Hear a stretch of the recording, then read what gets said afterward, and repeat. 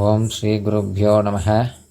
18 சித்தர்கள் பாதம் போற்றி, எனது குருநாதர்களின் பாதங்களை வணங்கி, எனது அன்னை முத்தாள பரமேஸ்வரியின் பாதத்தை வணங்கி, இன்றைக்கி நம்ம பார்க்கக்கூடிய பதிவு என்னென்னு பார்த்தீங்க அப்படின்னா, வேதன கணபதி. வேதனம் அப்படின்னா புத்தியை பேதரிக்க செய்வது. நம்மளை ஒருத்தவங்க ஈஸியாக ஏமாற்றிடுவாங்க.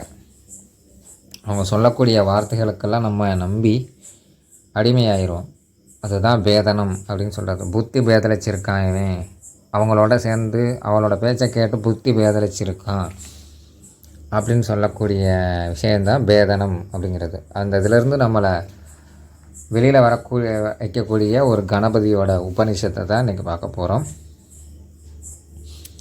வேதன கணபதி அப்படின்னா புத்தியை பேதலிக்க செய்வது, குழப்பத்தை உண்டு பண்ணுவது, கவனத்தை திசை திருப்புவது, நினைத்த காரியத்தையும் வேண்டிய பொருளையும் உண்டாக்கலாம். இதை வச்சு விரும்பியவுடன் கூடலாம், பகை கூடும், தாம்பத்தியம் கூடி வரும், உறவு உண்டாகும், தேகம் பெருகும், பெருத்த சிறுகும், மயிர் பயிர் வளரும், கலைஞானனாகலாம், ஞானம் தனம் உண்டாக்கலாம், மனை கோயில் மடம் உண்டாக்கலாம், வாழாமல் பிறந்தவர்களை வாழ்வார்கள், நீண்ட ஆயுள் உண்டு, வஞ்சக உறவு கெடும்.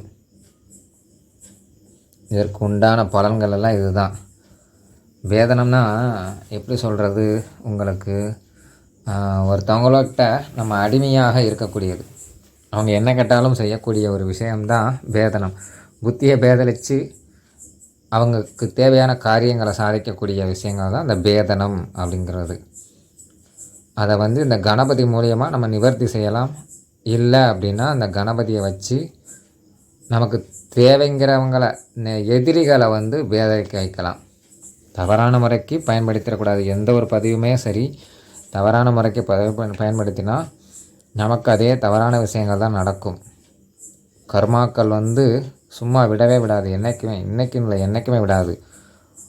ஒரு தலைமுறையில், 2 தலைமுறையில், 3 தலைமுறையும் பாதிக்கத்தான் செய்யும்.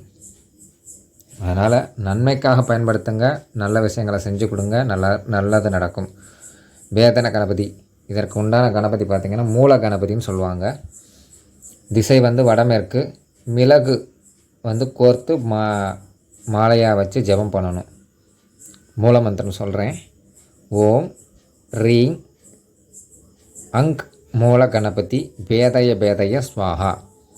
ஓம் ரீம் அங் மூல கணபதி பேதய பேதய ஸ்வாஹா. இந்த மந்திரத்தை எப்பயும் போல தான் விநாயகருக்கு தேங்காய் பழம், வெத்தலை பாக்கு, அவல் பொரிகடலை வச்சு, பெண்களாக இருந்தால் 21 நாளும், ஆண்களாக இருந்தால் 48 நாளும் 108 முறை இந்த மந்திரத்தை ஜபம் செய்ய சித்தி உண்டாகும். அதுக்கப்புறம் நம்ம 108 முறை ஜபம் செஞ்சு யாருக்கு எந்த காரியத்தை நினச்சி கொடுக்குறோமோ அந்த காரியம் நிச்சயமாக நடக்கும். திரும்பவும் சொல்கிறேன், நல்ல காரியத்துக்கு மட்டும் பயன்படுத்துங்க. கெட்ட காரியத்துக்கு பயன்படுத்தும் பொழுது 100% கர்மாக்கள் நம்மளை தாக்கியே தீரும் அப்படின்றதற்கு கணபதியாக இருந்தாலும் யாராக இருந்தாலும், யாரை வச்சு நம்ம பண்ணினாலும் என்ன, காளியை வச்சு பண்ணினாலும் சரி, கணபதியை வச்சு பண்ணினாலும் சரி, மாரியம்மனை வச்சு பண்ணாலும் சரி, கருப்பனை வச்சு பண்ணாலும் சரி, சுடலை மாடலை வச்சு பண்ணாலும் சரி, நன்மைக்காக நம்ம பண்ணும் பொழுது நிச்சயமாக நல்ல விஷயங்கள் தான் நமக்கு நடக்கும். தீமைக்காக பண்ணும் பொழுது அதே தீமை நமக்கும் நடக்க தான் செய்யும் கட்டாயமாக. இதனால் நமக்கு என்னென்ன நன்மை உண்டாகும்னு நான் சொல்கிறேன். நோயாளிக்கு விபூதி மந்திரிச்சு கொடுக்கலாம், நோய் தீரும். சகல விதமான தோஷங்களை நீக்கலாம். இதை ஜெபிக்கும் காலம் நமது உருவம் மற்றவர் கண்ணுக்கு பலவித தோற்றத்தில் உண்டு பண்ணும். சித்தர்கள் கூடு விட்டு கூடு பாய்வாங்க, பல உருவத்தில் இருப்பாங்க. அந்த மாதிரியெல்லாம் இந்த கணபதியை துதித்தால் நிச்சயமாக நமக்கு அப்பேற்பட்ட பலன்கள்லாம் கிடைக்கும். அதனால் நல்ல ஒரு அனுகிரகத்தை பெறணும்னு சொல்லிட்டு இந்த கணபதியை பூஜை பண்ணி வாழ்க்கையில் நமக்கு தேவையான நல்ல விஷயங்களை மட்டும் பயன்படுத்திக்கோங்க.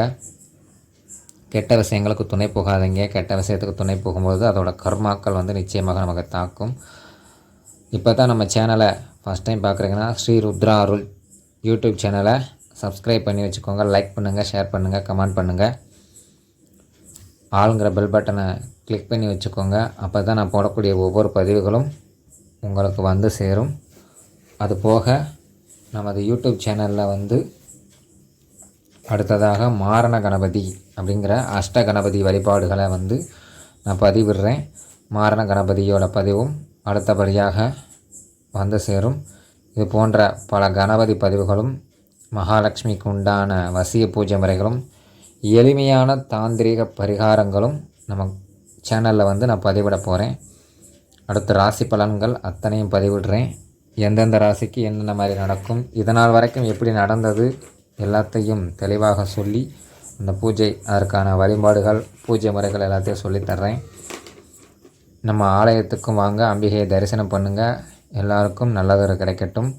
நம்ம ஆலயம் எங்கே இருக்குது அப்படின்னா விருதுநகர் மாவட்டம் சங்கரலிங்கபுரம் கிராமத்தில் வடக்கு தெருவில் நலமருளும் தேவி ஸ்ரீ முத்தாலம்மன் அப்படிங்கிற பேரில் அம்பிகை வந்து அவதரிச்சுக்கிட்டு இருக்கா.